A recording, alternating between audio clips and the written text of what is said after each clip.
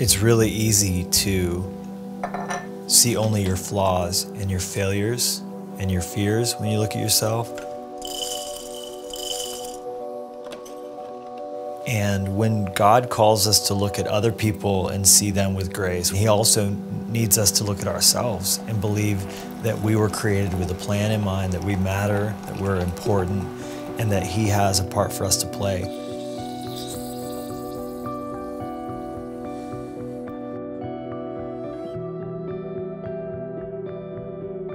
Through this 40-day journey, what we're going to hopefully do is come to terms with the reality of that battle and then tap into the weapons that God has given us for that warfare.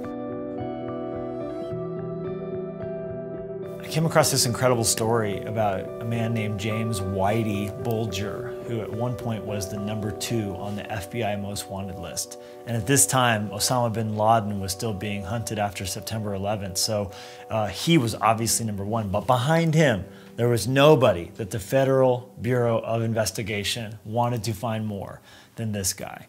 I mean, he would eventually be indicted in 19 murders, sentenced to 2.5 life sentences where he would die in prison. But when he was finally found, after 16 years on the run, no longer leading his organized crime family in the Irish-American community in Massachusetts, just outside of Boston, when he was finally found, he was all the way across the country, living in California, but not in some dark cellar or military bunker or cave.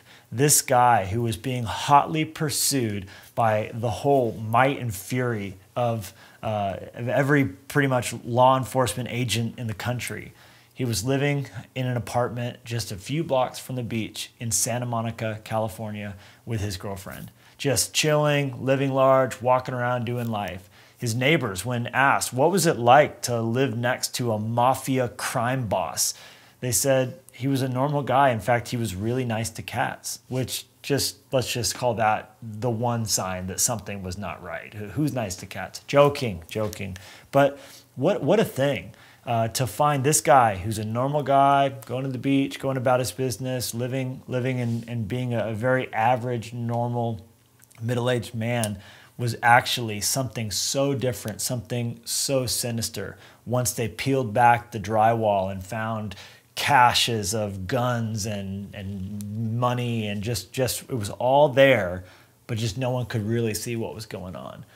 That's a perfect setup for what we need to realize is happening in life, and that is there is always two things that are taking place. Kind of like a split screen, I guess you could say. Corinthians puts it this way.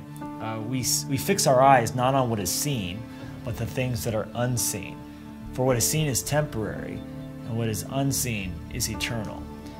What Paul's saying there in 2 Corinthians 4 is that we can't rely on our vision. We can't rely on what we can see only, because what our eyes are telling us is not the whole story.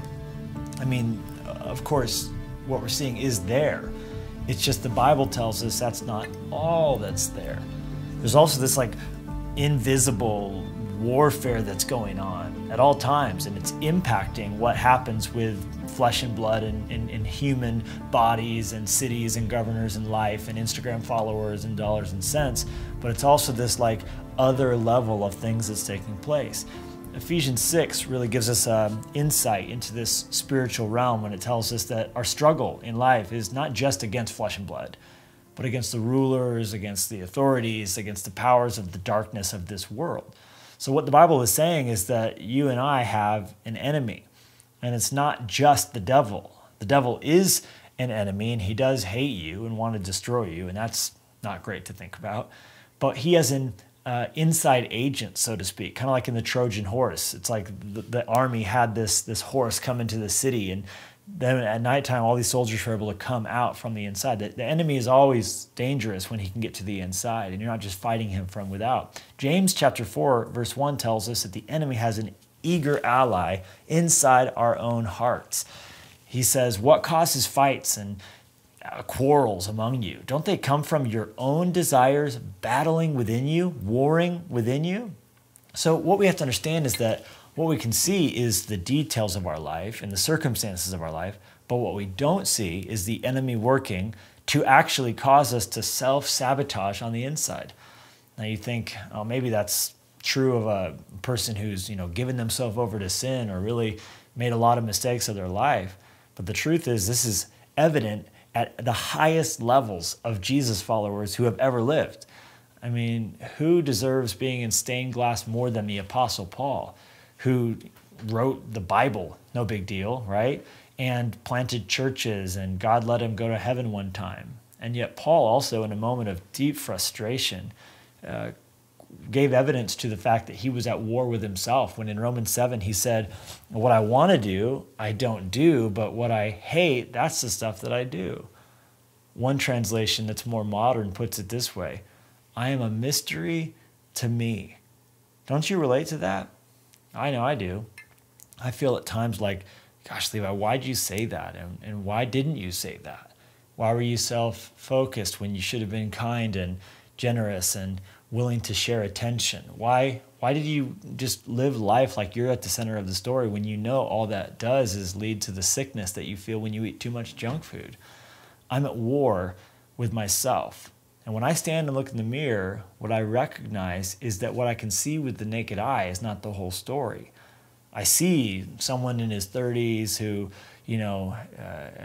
maybe has a little bit more lines at the corner of his eyes than he used to. But what the Bible says I should see is someone created in God's image, loved by Jesus, who's being opposed by his enemy, the devil, who's seeking to even work a defeat from the inside out.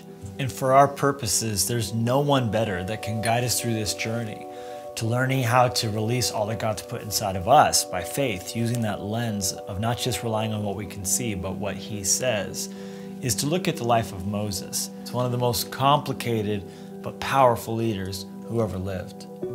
His story comes to us in the book of Exodus, of course, which is where we grew up hearing about it, but it also is retold in the book of Hebrews and in the book of Acts. Moses is perfect for our purposes because he is, at the same time, talk about two screens. He is one of the most powerful leaders who's ever lived, but he also was one of the most conflicted individuals in all of history, right? So I'm going to bring out 4 movements that come from Stephen's mouth. And again, this is a New Testament retelling of an Old Testament story. And the 4 movements start with this: Moses was raised by a person who had tried to kill him when he was younger. What does that sound like? An expensive counseling bill, right? Literally, Dad, who are you? You're the one who was trying to kill me when I was little? Exactly. Here's how Stephen puts it. At that time, Moses was born, and he was no ordinary child. For 3 months, he was cared for by his family when he was placed outside. Pharaoh's daughter took him and brought him up as her own son. Moses was educated in all the wisdom of the Egyptians and was powerful in speech and in action. All right, so his upbringing was by Egyptians, even though he was actually a Hebrew. And his mother and father, think about how dangerous Moses' upbringing was. The safest thing they could do was to put him in a basket and float him down a crocodile-infested river. And that was as opposed to the dangerous solution, which was to leave him inside his house, where Pharaoh's soldiers would have come in and taken them out because they viewed the Israelites as a threat. Because after Joseph invited Dad and the brothers to come in to be safe, Pharaoh died. A new Pharaoh took the throne who did not know Joseph, did not care for the Israelites, and he saw them as a threat and wanted to take them out, which of course was him losing his own battle on the inside with the devil who was working in Pharaoh's heart to destroy God's people with a bigger plan of actually destroying the Messiah, Jesus Christ, who would ultimately come and be the greater Moses to save us from our sins. All right, so that's movement number 1. The Hebrew boy born into a situation of danger, raised by the enemy of the people of God in his own house, because his daughter adopted Moses. But to get even weirder, his sister tipped off his mom about the opportunity to be a wet nurse to Moses. So his mom, this is great. This is how funny God is. His mom was paid to breastfeed and take care of her own son. Amazing. So movement number 2 to the story is where Moses meets his brethren and takes vengeance. Okay, so here's how this goes down. This is verse 23 of Acts chapter 7. When Moses was 40 years old, he decided to visit his own people, the Israelites. He saw one of them being mistreated by an Egyptian, so he went to his defense and avenged him by killing the Egyptian. All right, so this is Moses now coming to a conclusion that God made him for a unique purpose. And he started to realize that he was a genius. Now, when I say that, I know you think, genius, you mean like he was super good at something? Well, the Bible did say that he was wonderful in speech and action. But that was the unique way in which Moses was a genius. Let me pause right here, Moses' story, and introduce to you a thought that you're a genius. You see, God has made you a genius at something. And our problem at really accepting that, because I can already hear some of you going like, my SAT scores are low, or I'm not really great at inventing things, or I'm not a poet, right? Because we think a genius is someone who is like crazy good at everything, like, right? This is just a genius, it's perfect, right? But the truth is, a genius is a kind of ability that God has given to each of us at something, right? Because Einstein was great with E equals MC squared and, trying to figure out, the theory of relativity, but he also couldn't find his way home and forgot to wear socks. And let's talk about that hair, actually. #goals, right? But the truth is, no one's a genius at everything. Or to put it another way, as Seth Godin put it, no one's a genius all the time. We all have been given God-given abilities that make us a genius at something. The problem is we also have a pull that's based out of fear, a pull that's based out of our flesh, and really it comes from the enemy trying to hold us back from our greatness, and that is that our genius is also matched by a demon on the inside. Now, when I say demon, I don't necessarily mean like Satan's minions who are running around trying to like wreak havoc on the earth. When I say demon, I just mean a pull against your genius. The ancient Greeks and Romans sort of believed that we had a daemon and a demon. And the easiest way to understand this vision or picture is to think about those cartoons where you had like the one guy on your shoulder, bing, with a halo, and the one guy, bing, with a pitchfork. And even though obviously the illustration breaks down and that's not how it actually goes, the Bible does present, as we looked at in James, this war on the inside. And oftentimes when we're wanting to rise up in greatness, the flesh pulls us back from doing it. The fear pulls us back. Our lizard brain pulls us back. We want to resist being naked and unashamed, vulnerable with our art. Safe is much more, play it safe. Just don't do anything that's going to get you attention, because the idea of like, what if it works? What if it doesn't? Sometimes we're afraid of failure. Other times I think we're afraid of success, because what if I succeed and then I don't know how to do it again? Moses was going through that kind of a tension, not knowing if he should put his neck on the line and be with God's people. Ultimately, he made a mistake of rushing and doing it too soon, and we'll talk about that in a second. But he was willing to be identified.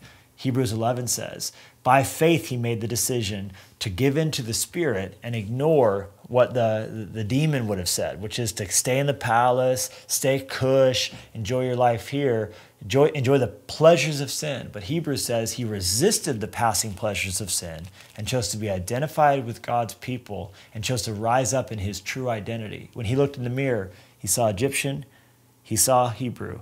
I think one of the best things that ever could happen to us would be to have an identity crisis, to look in the mirror and go, who am I? Am I going to be who culture says I'm supposed to be? Am I going to be what my parents have said I'm supposed to be a cheerleader because my mom was, to be a jock because my dad was, or am I going to be who God's called me to be? And Moses went through that. The third movement in Moses' story was when he went on the run, because he made a mistake of doing the right thing at the wrong time in the wrong way. He knew God put it in his heart to be a leader. He knew God put it in his heart to help God's people. What he didn't know was the timing was important. Here's what I've learned. A blessing out of season can become a burden. Acts chapter 7 puts it this way in verse 25. Moses thought that his own people would realize that God was using him to rescue them, but they did not. The next day Moses came upon two Israelites who were fighting. He tried to reconcile them by saying, men, you are brothers. Why do you want to hurt each other? Here's what happened. Moses stumbled upon an Egyptian hurting the people of God, his brothers, and he stopped them killed that person, and of course had hidden the body in the sand. But so then the next day, when he came across two Hebrews fighting and he broke that up, he thought they would just defer to him and listen to him and do everything he said, but that's not how it went down. Verse 27 says, "But the man who was mistreating the other pushed Moses aside and said, 'Who made you ruler and judge over us? Are you thinking of killing me as you killed the Egyptian yesterday?' When Moses heard this, he fled to Midian, where he settled as a foreigner and had 2 sons." So basically, in this moment, he ended up having to live on the run because he did something God called him to do, but he did it in the wrong way, and he did it at the wrong time. And I think we could perhaps come to a place where we act on a God-given calling that's not wrong, it's just not for right now. I think even sex is that way. Sex is God-given, so we should yield it to his plan. When we have sexual desires to have sex with our girlfriend or boyfriend or whatever, it's not that that's not God's plan. It's just not now. And a blessing, like I said, out of season can become a burden. Just ask the prodigal son. He wanted his father's inheritance. Well, he was supposed to get it. He just wasn't supposed to get it till his father died. He wanted it now. And when he got it, it turned out to not be what he thought it would be. It brought only difficulty and complexity into his life and caused him to experience more discomfort than his father ever wanted him to have. So that was Moses. And as a result, 40 years in the wilderness. And that leads us to our final movement, where even though his wrong actions made it harder than it was supposed to be, he ultimately walked in God's calling for his life. And that's where verse 30 picks up the story. After 40 years had passed, an angel appeared to Moses in the flames of a burning bush in the desert near Sinai. When he saw this, he was amazed at the sight. He went over to get a closer look, and he heard God say, "I am the God of your fathers, the God of Abraham, Isaac, and Jacob." Moses trembled with fear and did not dare to look. And this rest, of course, as they say, is history. Moses went on to lead God's people, and where he was unable to lead 2 Israelites without God's power on his life, without God's specific call to now is the time, he was unable to do anything, and he ended up pathetically hiding a body in the sand. But with God's power in his life, with the name of God burning on his tongue, no longer doing it just for Moses, but doing it now for God, tapped into the genius within him, he was able to rise up and do everything God called him to do. And he has been a leader, the likes of which the world has hardly ever seen. And I think that that's what is capable. Not that we're going to lead the Israelites through freedom through the Red Sea, but we all have a specific area and a focus and a call in our lives. And only as we fight through the battles that we can't see will we be able to do everything that God has called us to see.